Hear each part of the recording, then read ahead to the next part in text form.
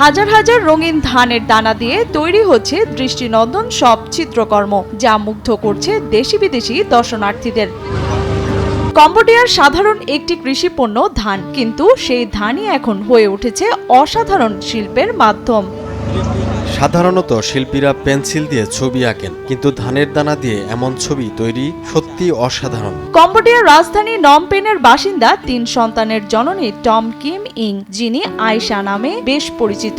একসময় তিনি সিএম রিপ প্রদেশে ঐতিহ্যবাহী আঠালো চালের পিঠা বিক্রি করতেন, কিন্তু সেই ব্যবসায় আয় কম এবং পণ্য দ্রুত নষ্ট হয়ে যাওয়ায় নতুন পথ খুঁজতে শুরু করেন তিনি। সেখান থেকেই জন্ম নেয় ব্যতিক্রমী এক ভাবনা।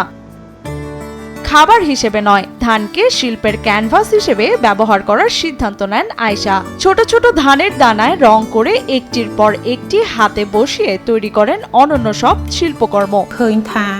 আমি চেয়েছি বিশ্বের মানুষ কম্বোডিয়ার ধান ও আমাদের সংস্কৃতির সৌন্দর্যকে নতুনভাবে দেখুক, তাই ধানের মূল্যকে সাংস্কৃতিক শিল্পে রূপ দিয়েছি।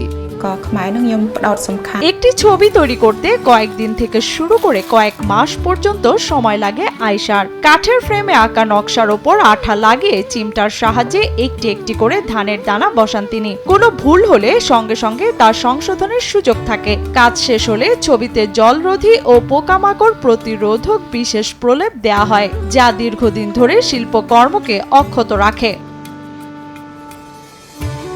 আয়শার শিল্পকর্মে স্থান পায় কম্বোডিয়ার ঐতিহ্যবাহী অপ্সরা নৃত্যশিল্পী, ঐতিহাসিক আঙ্কর ওয়াট মন্দির, বাঘ, হাতি এবং দেশটির নানা সাংস্কৃতিক প্রতীক। 60টিরও বেশি প্রাকৃতিক রং ব্যবহার করে তৈরি করা হয় এসব ছবি। এদিকে এই শিল্প চর্চায় আয়শার সঙ্গে কাজ করছেন আরো কয়েকজন শিল্পী। তাদের একজন রিয়াম রাথা। তিনি জানান, মানুষের প্রতিকৃতি তৈরি করাই সবচেয়ে কঠিন কাজ। একটি মুখের ছবি ধানের দানা দিয়ে হুবহু ফুটিয়ে তোলা খুবই কঠিন। সামান্য ভুল হলেও ক্রেতা তা গ্রহণ নাও করতে পারেন, তাই এই কাজে প্রয়োজন অসীম ধৈর্য ও দক্ষতা। ছোট আকারের চিত্রকর্ম কয়েক ডলার থেকে শুরু হলেও বড় ও বিশেষ অর্ডারের ছবির দাম পৌঁছায় হাজার হাজার ডলারে। ব্যক্তি ও বিভিন্ন প্রতিষ্ঠান থেকেও আসে কাস্টমাইজড অর্ডার।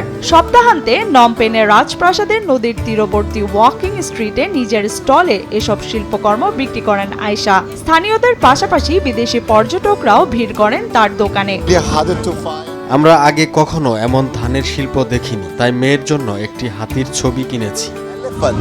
ভবিষ্যতে সারা কম্বোডিয়া জুড়ে ধান ভিত্তিক শিল্প প্রশিক্ষণ কর্মসূচি চালু করার স্বপ্ন দেখছেন আয়শা। পাশাপাশি মধ্যপ্রাচ্যের যুদ্ধ এবং সাম্প্রতিক আঞ্চলিক উত্তেজনার প্রেক্ষাপটে শান্তির বার্তা বহনকারী একটি বিশাল ধানের চিত্রকর্ম তৈরি করার পরিকল্পনাও রয়েছে তার। লিয়ানা শারমিন, সময় সংবাদ।